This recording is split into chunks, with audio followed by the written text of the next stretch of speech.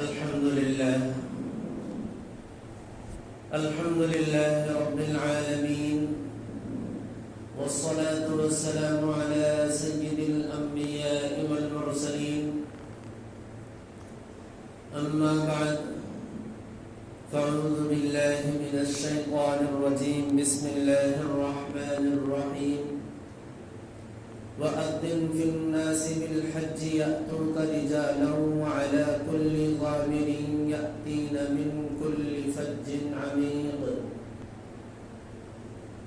وقال النبي صلى الله عليه وسلم: بني الإسلام على 5: شهادة أن لا إله إلا الله وأن محمدا عبده ورسوله وإقام الصلاة وإيتاء الزكاة والحج وصوم رمضان.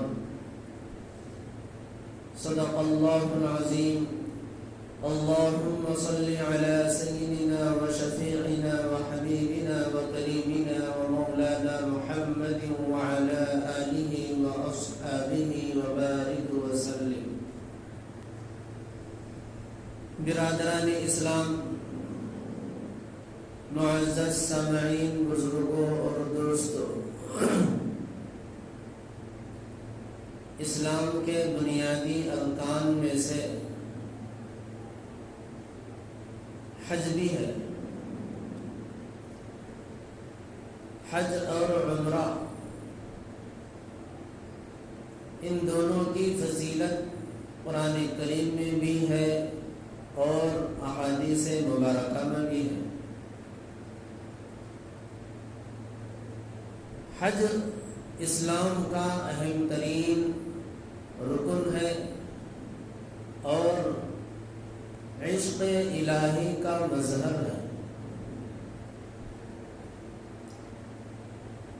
خانہ کعبہ کی زیارت اور روضہ حضور اقدس صلی اللہ علیہ وسلم کی زیارت، یہ ہر مومن کی تمنا کی جان ہے.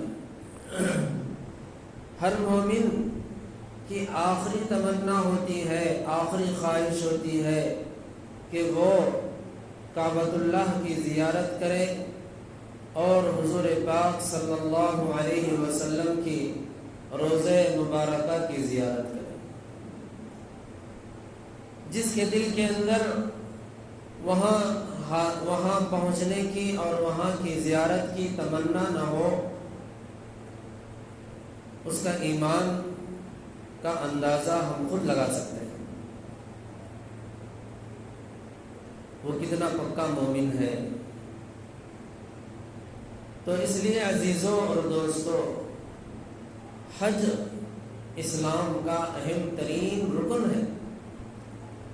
یہ عاشقانہ عبادت ہے، عشق الہی کا مظہر ہے. حجۃ الوداع کے موقع پر رسول پاک صلی اللہ علیہ وسلم نے صحابہ کرام کو جمع فرمایا اور آپ صلی اللہ علیہ وسلم نے اپنی زندگی کا آخری اور پہلا اور آخری حج حجۃ الوداع فرمایا. اسلام کی تکمیل حجۃ الوداع کے موقع پر ہوئی ہے.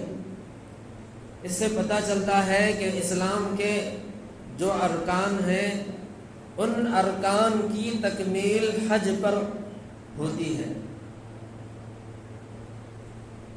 کلمہ لا الہ الا اللہ محمد الرسول اللہ کے ذریعے سے اسلام کے ارکان کی ابتدا ہوتی ہے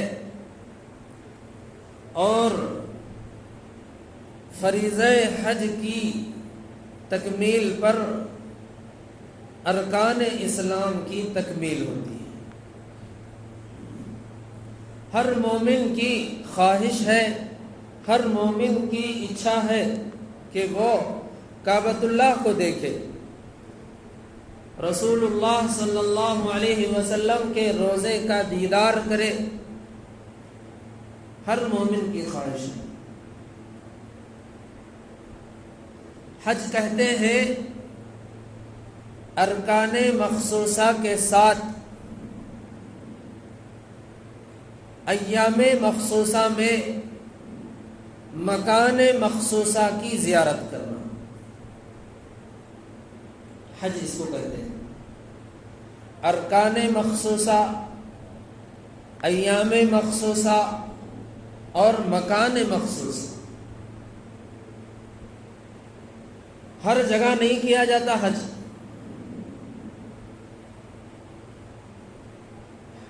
حج کا مخصوص مقام ہے اور اس حج کے مخصوص ایام ہیں اور اس حج کے مخصوص طریقے ہیں جس کو ارکان کہا جاتا ہے۔ اس مخصوص مکان کے اندر ہی حج کی تکمیل ہوتی ہے، اسلام کے اس عظیم الشان کے رکن کی تکمیل ہوتی ہے۔ ہندوستان میں رہ کر یا پھر دوسرے کسی ملک میں رہ کر حج کو انجام نہیں دیا جا سکتا۔ اسی کو اللہ تبارک و تعالیٰ نے قرآن کریم کے اندر فرمایا وَأَذِّن فِي النَّاسِ بِالْحَجِّ يَأْتُوكَ رِجَالًا وَعَلَى كُلِّ ضَامِرٍ يَأْتِينَ مِنْ كُلِّ فَجٍّ عَمِيقٍ۔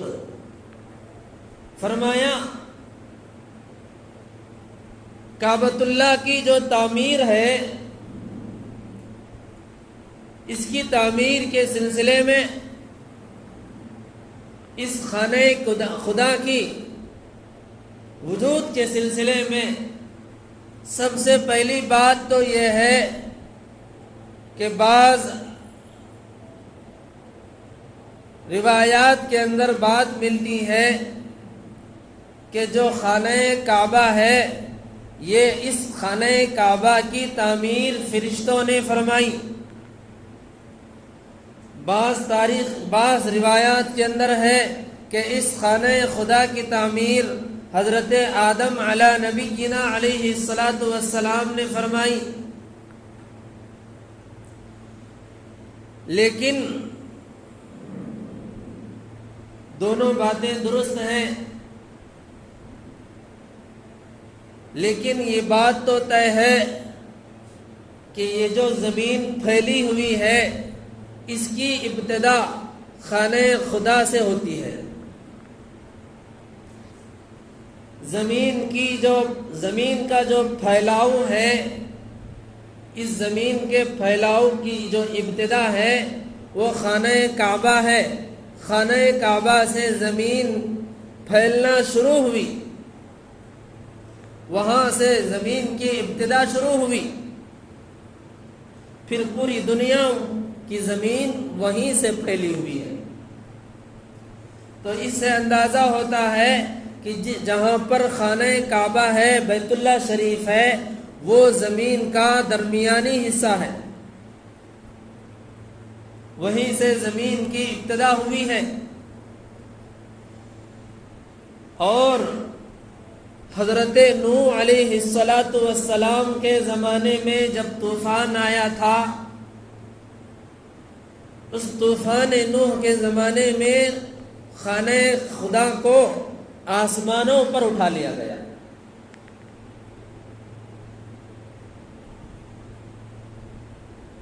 حضرت آدم علیہ السلام سے لے کر حضرت نوح علیہ السلام تک جتنے بھی پیغمبر اور جتنے بھی مسلمان آئے، خانہ خدا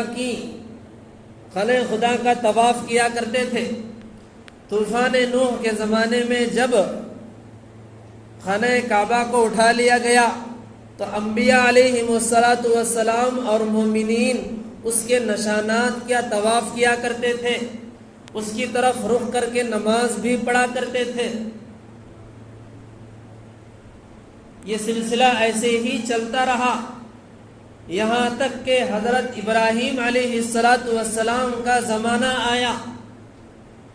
اللہ تبارک و تعالیٰ نے حضرت ابراہیم علیہ السلام کو اور حضرت اسماعیل علیہ السلام کو حکم فرمایا وَإِذْ يَرْفَعُ إِبْرَاهِيمُ الْقَوَاعِدَ مِنَ الْبَيْتِ وَإِسْمَاعِيلُ، حکم آیا کہ اے ابراہیم اپنے لخت جگر نور نظر حضرت ابراہیم کو لے، حضرت اسماعیل کو لے کر خانہ خدا کی تعمیر فرمائے، اور اللہ رب العزت نے حضرت ابراہیم علیہ السلام کو وہ نشانات بھی بتائے کہ پہلے حضرت آدم علیہ السلام کے زمانے میں خانہ کعبہ کہاں تھا، اس کے نشانات بھی بتائے گئے۔ ان نشانات کے اوپر حضرت ابراہیم علیہ السلام اپنے لخت جگر حضرت اسماعیل کو لے کر خانہ خدا کی اثر نو تعمیر شروع فرمائی۔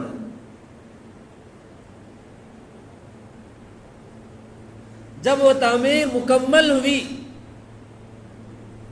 حضرت ابراہیم علیہ السلام خانہ کعبہ کی تعمیر فرماتے ہیں، اور ان کے بیٹے لخت جگر حضرت اسماعیل علیہ السلام ان کے کام میں ہاتھ بٹاتے ہیں، ان کی مدد کرتے ہیں، پتھر دیتے ہیں، گارا دیتے ہیں، پانی دیتے ہیں، ہر چیز کی ان کی مدد کرتے ہیں۔ یہ دونوں حضرت ابراہیم علیہ السلام اور حضرت اسماعیل علیہ السلام جب خانہ خدا کی تعمیر مکمل ہوئی تو حضرت ابراہیم علیہ السلام بارگاہ خداوندی میں عرض کرنے لگے، اے اللہ، تیرے حکم کے مطابق میں نے کعبۃ اللہ کی تعمیر فرمائی ہے، اس کی تعمیر اب مکمل ہوئی۔ تو اللہ تبارک و تعالی حضرت ابراہیم علیہ السلام سے فرماتے ہیں، اے ابراہیم وَأَذِّن فِي النَّاسِ بِالْحَجِّ، اے ابراہیم تم حج کا اعلان، لوگوں میں حج کا اعلان کر دو۔ حضرت ابراہیم علیہ السلام عرض کرنے لگے، اے اللہ، میں حج کا اعلان کیسے کروں؟ میری آواز پوری دنیا کے لوگوں تک نہیں پہنچ پاتی۔ تو اللہ تبارک و تعالیٰ فرمانے لگے، اے ابراہیم تم آواز لگاؤ، آواز لگانا تمہارا کام ہے اور آواز کو پہنچانا ہمارا کام ہے۔ چنانچہ حضرت ابراہیم علیہ السلام نے اعلان فرمایا۔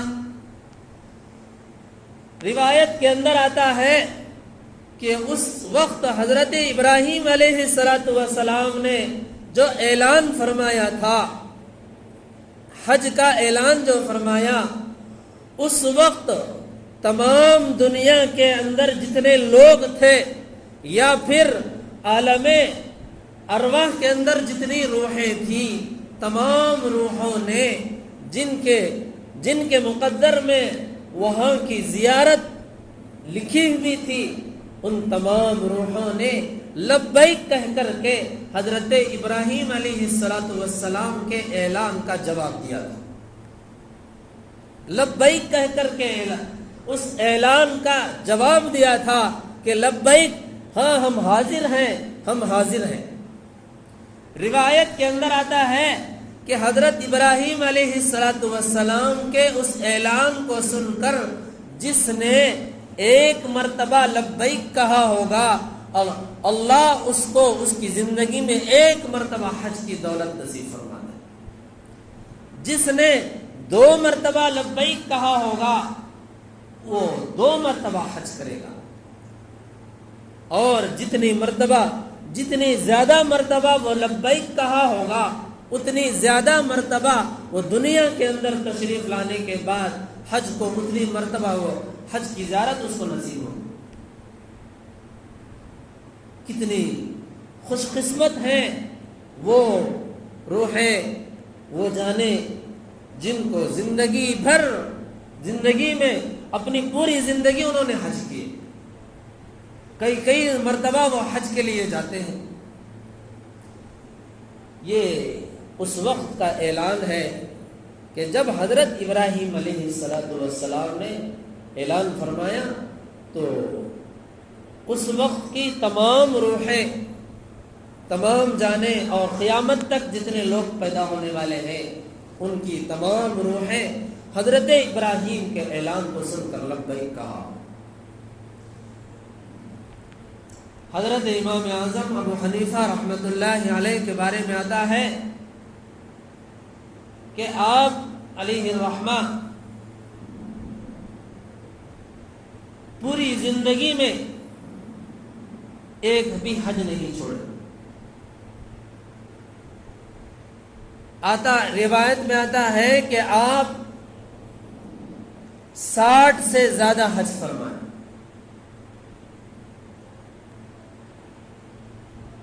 بلوغت سے پہلے ہی آپ حج کو جاتے تھے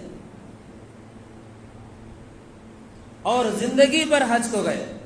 جب بھی حج کا موقع آتا تھا حج کو جاتے تھے.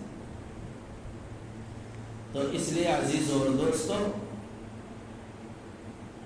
حج جو ہے اسلام کا اہم ترین رکن ہے. فرماتے ہیں وَأَذِّن فِي النَّاسِ بِالْحَجِّ يَأْتُوكَ رِجَالًا وَعَلَى كُلِّ ضَامِرٍ يَأْتِينَ مِنْ كُلِّ فَجٍّ عَمِيقٍ. اے ابراہیم، تم اعلان کر دو حج کا کہ لوگ اس حج وہاں پر بیت اللہ کی زیارت کے لیے، بیت اللہ کا حج کرنے کے لیے لوگ پیدل بھی آئیں گے، پوری دنیا سے پیدل بھی آئیں گے اور اونٹوں کے ذریعے سے سفر کر کے بھی آئیں گے. آج ہم سب اپنی آنکھوں سے دیکھ رہے ہیں کہ پوری دنیا سے لوگ، دنیا کے اندر ایسی کوئی جگہ نہیں ہے جہاں پر پوری دنیا کے لوگ جمع ہوتے ہیں. کوئی جگہ نہیں ہے ایسی سوائے کعبۃ اللہ کی. کعبۃ اللہ ایسی جگہ ہے، ایسا مقام ہے کہ پوری دنیا کے مسلمان وہاں پر سال میں ایک مرتبہ بلکہ سال کے 12 مہینے وہاں پر حاضری دیتے رہتے ہیں. حج کے موقع پر تو اور زیادہ لوگ وہاں پر جمع ہوتے ہیں. آپ غور کرو، دنیا کے اندر کوئی ایسی جگہ نہیں ہے جہاں پر پوری دنیا کے لوگ جمع ہوتے ہیں. بیک وقت پوری دنیا کے لوگ وہاں پر جمع ہو کر اللہ کی عبادت کرتے ہو. تو بزرگوں اور دوستوں، کعبۃ اللہ کو اللہ تبارک و تعالی نے بہت خصوصیات سے نوازا ہے. روایت کے اندر آتا ہے کہ حضرت آدم علیہ السلام کو اللہ تبارک و تعالی نے آسمان سے زمین پر اتارا تو ان کے ساتھ خانہ کعبہ کو بھی زمین پر اتارا اور حکم فرمایا، اے آدم، تم دنیا کے اندر جاؤ اور جا کر کے اس کا طواف کرو. جس طرح تم بیت معمور کا طواف کرتے تھے، جس طرح تم بیت معمور کا طواف یہاں پر کیا کرتے تھے، اب دنیا کے اندر جا کر تم اس خانہ کعبہ کا طواف کیا کرو.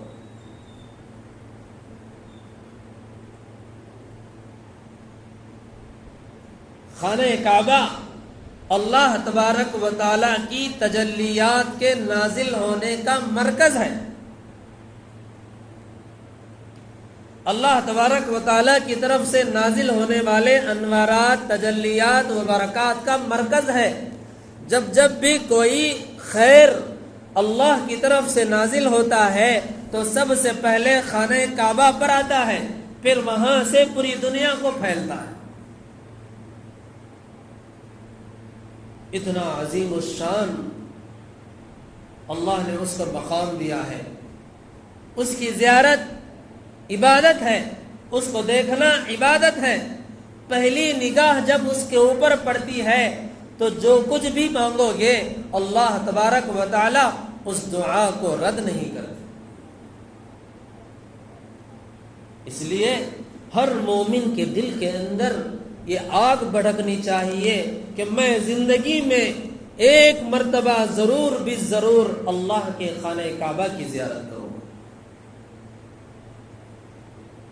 اس کے لیے ارادے کرنا، عزائم کرنا اور اس کے لیے جدوجہد بھی کرنا، کوششیں بھی کرتے رہنا. حج اسلام کا رکن ہے. جس طرح نماز فرض ہے، روزہ فرض ہے، زکوٰۃ فرض ہے، ایسے ہی اسلام کے اندر حج بھی فرض ہے.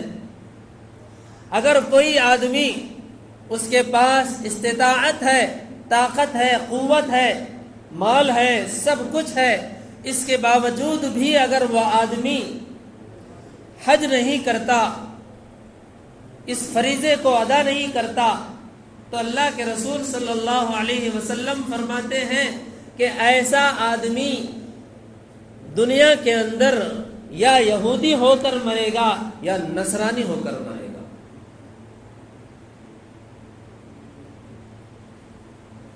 حج کے بعد، حج ایسی عبادت ہے کہ حج کرنے کے بعد آدمی گناہوں سے بالکل ایسے پاک و صاف ہو جاتا ہے کہ گویا جس دن اس کی ماں نے اس کو پیدا فرمایا تھا، جس دن وہ پیدا ہوا تھا، اس کے جسم پر ایک گناہ بھی نہیں تھا۔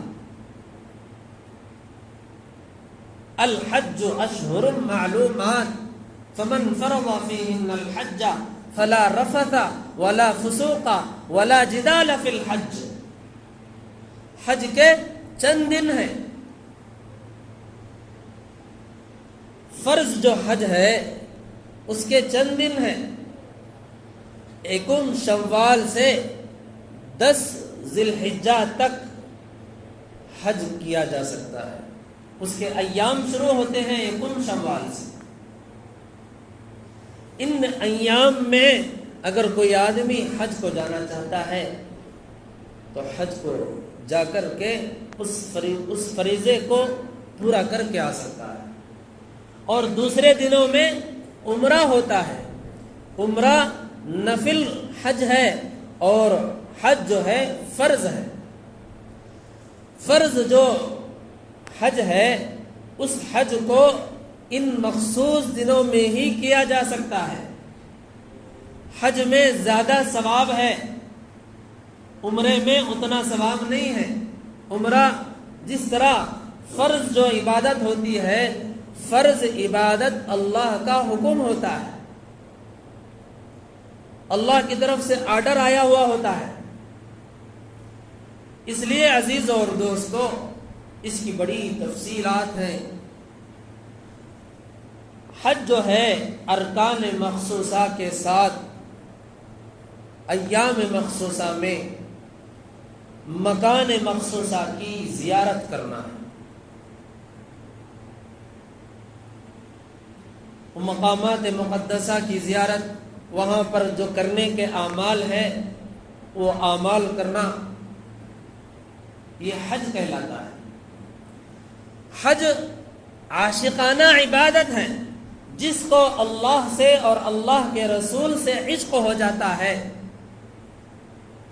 اس کا دل حج کرنے کے لیے بے چین ہو جاتا ہے۔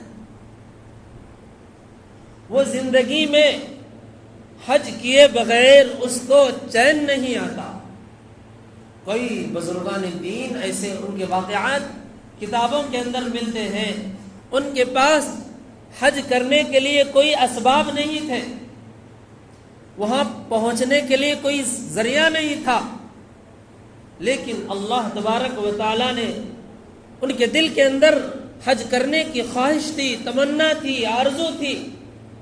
ان کا دل جو ہے بے چین تھا، بے قرار تھا، لیکن ظاہری اسباب کچھ نہیں تھے، تو اللہ تبارک و تعالیٰ نے ان کو اس مقام پر پہنچایا اور پہنچا کر دنیا کو بتا دیا کہ اللہ تبارک و تعالیٰ کی دل کے اندر، اللہ تبارک و تعالیٰ کی جس دل کے اندر وہاں پر زیارت کرنے کی جس کے دل کے اندر آرزو ہوتی ہے، تمنا ہوتی ہے، اللہ تبارک و تعالیٰ ان کو وہاں پر پہنچانے کا انتظام فرماتے۔ ایک قاری صاحب تھے، حافظ و قاری تھے، اللہ والے تھے، قرآن بہت عمدہ پڑھتے تھے۔ ان کے دل کے اندر حج کو جانے کی بہت تمنا تھی۔ ان کے شہر سے، ان کے علاقے سے لوگ قافلے در قافلہ حج کو جا رہے ہیں، اور ان کے پاس کوئی اسباب ذریعہ نہیں ہے کہ میں بھی، اگر میرے پاس حج کو جانے کی ذریعہ ہوتا، سبب ہوتا، تو کاش میں بھی حج کو جاتا تھا قافلے کے ساتھ۔ تو وہ قاری صاحب کیا کرے، خلی بن کے گئے جہاز کے اندر، نوکر بن کے حاجیوں کی خدمت کا کام کرنے کے سلسلے میں جہاز کے اندر گئے خلی بن کر کے. اب محنت کر رہے ہیں، خوب دن بھر محنت کر رہے ہیں، پسینہ ٹپکا رہے ہیں، اور رات میں جہاز کے اندر اللہ کے سامنے کھڑے ہو کر نماز پڑھ رہے ہیں. نماز میں قرآن کریم کی تلاوت ہو رہی ہے. تو بزرگوں اور دوستوں، پہلے زمانے میں پانی کے جہاز سے حج کو جاتے تھے، مہینوں لگ جاتے تھے پہنچنے میں. آج کی طرح کا زمانہ نہیں تھا. تو بہرحال وہ قاری صاحب جو ہے دن میں خدمت کرتے تھے اور رات میں اللہ کے سامنے کھڑے ہو کر دعائیں بھی مانگتے تھے، تلاوت بھی کرتے تھے. ایک دفعہ ہوا ایسا کہ وہ رات میں نماز کے اندر مشغول ہیں، قرآن کریم کی تلاوت ہو رہی ہے. وہ جو جہاز کا جو مینیجر تھا اس نے ان کی قرآن کریم کی تلاوت کو سنا، اور بہت عمدہ تلاوت ہو رہی. ان کے قرآن کی تلاوت کو سننے کے بعد اس کے دل کے اندر ایک بجلی گزری کہ اتنا بہترین کلام. وہ انگریز تھا، جو مینیجر تھا وہ انگریز تھا، غیر مسلم تھا، نصرانی تھا. اس نے قاری صاحب کی قرآن کی تلاوت کو سنا تو اس کا دل بدل گیا. اس نے قاری صاحب کے ہاتھ پر پہلے بیعت اسلام کیا کہ اسلام قبول کر لیا. پھر قاری صاحب کی خواہش کیا ہے، قاری صاحب کیا ارادہ ہے. اس نے قاری صاحب کے ارادے سے پوچھا کہ بھئی آپ اتنا اچھا قرآن پڑھتے ہیں، اتنی اچھی عبادت کرتے ہیں، پھر یہ کلی کا کام کیوں کر رہے ہیں؟ تو قاری صاحب نے بتایا کہ میرا مقصد کلی کرنا نہیں ہے، بلکہ میرا مقصد خانہ کعبہ کو دیکھنا ہے، خانہ کعبہ کی زیارت ہے. میں اس کو ذریعہ بنا کر کے کلی کا کام کر کے حاجیوں کی خدمت کے ذریعے سے میں کسی طرح بھی وہاں تک پہنچنا چاہتا ہوں. تو وہ جو عیسائی تھا اس نے قاری صاحب کے ہاتھ پر اسلام قبول کر لیا اور قاری صاحب کو کلی کے کام سے ہٹا کر ان کو حج کے ارادے سے ان کو بھی وہاں سے روانہ کر دیا. تو اللہ تبارک و تعالی اسباب پیدا کرتے ہیں. بندے کے دل کے اندر یہ آرزو اور جدوجہد ہونا چاہیے کہ وہاں مجھے پہنچنا. تو اس لیے عزیزو اور دوستو، حج جو ہے عاشقانہ عبادت ہے. اللہ سے جس کو عشق ہو جاتا ہے، رسول اللہ سے جس کو عشق ہو جاتا ہے، وہ حج کی دولت اس کو ملتی ہے، اور وہی جدوجہد کرتا ہے، وہی محنت کرتا ہے، کوشش کرتا ہے. اس لیے بزرگوں اور دوستوں، یہ حج کا موقع ہے، حج کے ایام چل رہے ہیں. ہم بھی یہ ارادے کریں، عزائم کریں اور دل کے اندر تمنا کریں کہ میں زندگی میں ضرور ایک مرتبہ خانہ کعبہ کو اور رسول پاک صلی اللہ علیہ وسلم کے مبارک روزے کے پاس حاضر ہو کر اللہ کے سامنے گڑ گڑائیں گے اور وہاں کا دیدار کریں گے، مقامات مقدسہ کو دیکھیں گے اور حج کریں گے. اللہ اس فریضے کو انجام دیں گے، اس فریضے کو پورا کریں گے. اگر بندے کے دل کے اندر تمنا ہوگی، آرزو ہوگی، جدوجہد کرے گا، کوشش کرے گا، تو اللہ اس کو کامیاب کرے گا. نماز جس طرح اہم عبادت ہے، روزہ جس طرح عبادت ہے، حج بھی ایسے ہی اسلام کا اہم ترین رکن ہے. اس لیے مسلمان کو چاہیے کہ وہاں اس اہم ترین رکن کو بھی پورا کرنے کے لیے ہمیشہ فکر مند رہے، کوشش کرتا رہے. اللہ تبارک و تعالی سے دعا ہے کہ اللہ ہمیں عمل کرنے کی توفیق عطا فرمائے اور ہم سب کو حج بیت اللہ کی توفیق عطا فرمائے. آمین. وآخر دعوانا الحمد للہ رب